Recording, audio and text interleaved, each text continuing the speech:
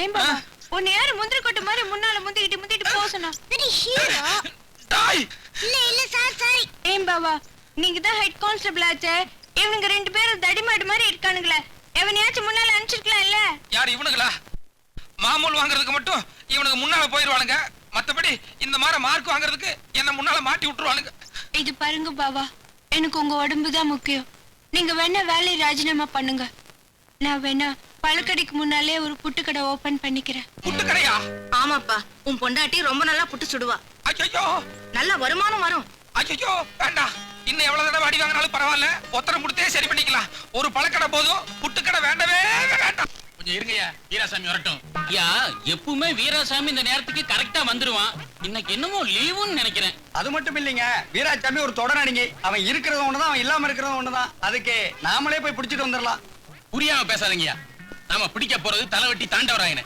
அவன் எப்பவும் கையில கத்தி கம்புன்னு ஆயுதங்களோட சுத்திட்டு இருப்பான். போலீஸ் வந்து அட்டாக் பண்ண ஆரம்பிச்சிருவான். உங்களை முன்னாடி போச்சுன்னா போவீங்களா?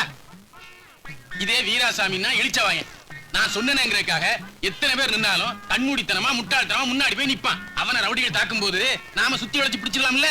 கரெக்டுங்க. எப்பவுமே வீராசாமி அடி வாங்குற கேஸ் தாங்க நமக்கு சக்சஸ் ஆகுது. அது என்னமோ ஒரு ராசியா போச்சுங்க.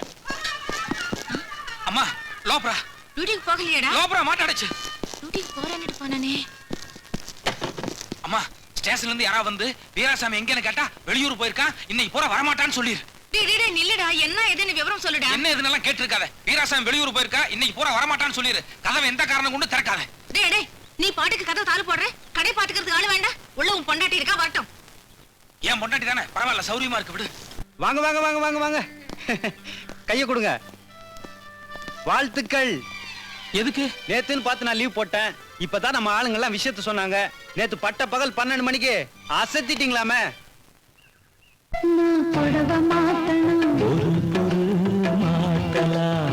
ஐயோ, யார் பார்த்தது? யாரா? ஊரே பார்த்ததுங்க. கண்கொள்ளா காட்சி ஆச்சு அது. சும்மா சொல்லக்கூடாது. அடி ஒண்ணும் இடி மாதிரி இறங்குச்சு. என்ன எகிரலு, என்ன ஜம்பிங்க.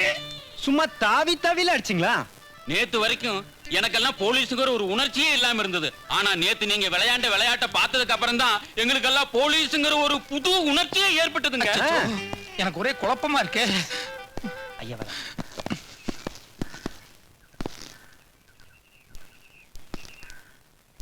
Thank you mister Veerasamy.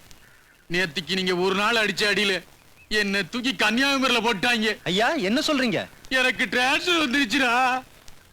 Mister Veerasamy, உங்களுக்கு ப்ரமோஷன் வந்துருச்சு. இந்த ஸ்டேஷனுக்கு இனிமே நீங்க தான் சப் இன்ஸ்பெக்டர். நான் சப் இன்ஸ்பெக்டரா?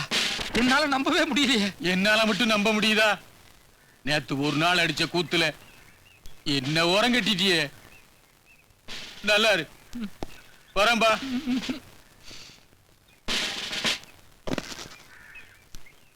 போலீஸ்ல ஒவ்வொருத்தருக்கும் ஒவ்வொரு காரணத்துக்காக ப்ரமோஷன் கொடுப்பாங்க. ஆனா எனக்கு என்ன காரணத்துக்காக ப்ரமோஷன் கொடுத்திருக்காங்கன்னு எனக்கே புரியலையே. தமாஷ் பண்ணாதீங்க. தலைவட்டி தாண்டவரன் என்ன சாதாரண ஆளா? நம்ம டிபார்ட்மெண்ட்டுக்கே சவால் விட்டுருந்த கேடி. நேத்து பட்ட பகல் 12 மணிக்கு அவனை நடு ரோட்ல அடிச்சு அரெஸ்ட் பண்ணிருக்கீங்க. அதுக்கு ப்ரமோஷன் கொடுக்க மாட்டாங்களா என்ன? நேத்து பட்ட பகல்ல தாண்டவராயனே நான் அரெஸ்ட் பண்ணா? ஆமா ஐயா, இயற்கையிலே நீங்க ரொம்ப சாதுதான். ஆனா நேத்துன்னு பாருங்க, உங்களுக்கு அப்படி ஒரு கோபம் வந்துருச்சு. தாண்டவராயனை அவன் ஆட்களை பின்னு பின்னிட்டீங்களே. அதனாலதானே இவ்வளவு நேரம் நாங்க பாராட்டிட்டு இருக்கோம். இத பாரு ஆஞ்சநேயரே, உண்மையிலேயே உனக்கு சக்தி இருந்தது, என் மேல அன்பு இருந்ததுன்னா ஏதோ ஒரு ரூபத்துல வந்து என்ன காப்பாத்து ஆஞ்சநேயா, காப்பாத்து. புரிஞ்சிருச்சு. ஜெய ஆஞ்சநேயா, ஆஞ்சநேயா. ஆஞ்சநேயரே, எனக்கு புரிஞ்சிருச்சு, தெளிவா புரிஞ்சிருச்சு. கலியுகத்துல உன்னுடைய பக்தன் வீராசாமி நாயுடு கஷ்டப்படக்கூடாதுன்னு இனிமே நீ தினம் தினம் என் ரூபத்துல வந்து பல திருவிளையாடல்கள் நடத்த போற. ஏமே கரெக்ட்?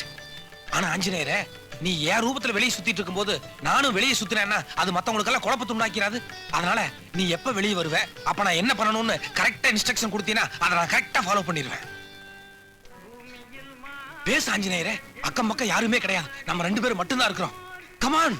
ஓஹோ, இவன் மானிடனாச்சே, இவன் கண்ணுக்கு எப்படி தரிசனம் கொடுக்கறதுன்னு யோசிக்கிறியா? நம்ம தான் இப்போ ஒண்ணுக்குள்ள ஒண்ணு ஆயிட்டுமே. சரி பரவாயில்ல, நான் என்ன என்னுடைய கண்ணை நல்லா மூடிக்கிறேன், நீ காதுல அசரீதியா குரல் கொடுத்துரு. ஓகே? கமான்.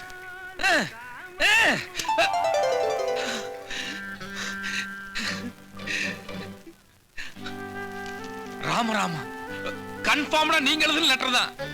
நண்பரே நாயுடு, ஐயோ நெருங்கிட்டீங்களே. நீங்கள் இனிமேல் தினமும் ஸ்டேஷனுக்கு வந்து கையெழுத்து போட்டுவிட்டு வீட்டிற்கு போய் உங்கள் மனைவி சின்ன பாப்புவுடன் எப்படி சந்தோஷமாக பொழுதை கழிக்க வேண்டுமோ அப்படி அண்டர்ஸ்டாண்டிங் இதுதான் ஆஞ்சநேயர் அண்டர்ஸ்டாண்டிங். அப்படி கழிக்கவும் மீதி எல்லா வேலைகளையும் நானே கவனித்துக் கொள்கிறேன். இப்படிக்கு Ram Ram Anjaneyar. Okay Anjaneyar, thank you thank you very much. நீங்க சொன்ன மாதிரி நாளையிலிருந்து ஸ்டேஷனுக்கு போய் கையெழுத்து போட்டு உடனே வீட்டுக்கு திரும்பி சின்ன பாப்பா கூட அதான் மீதியெல்லாம் நீங்க பாத்துக்கோங்க. வரேன்.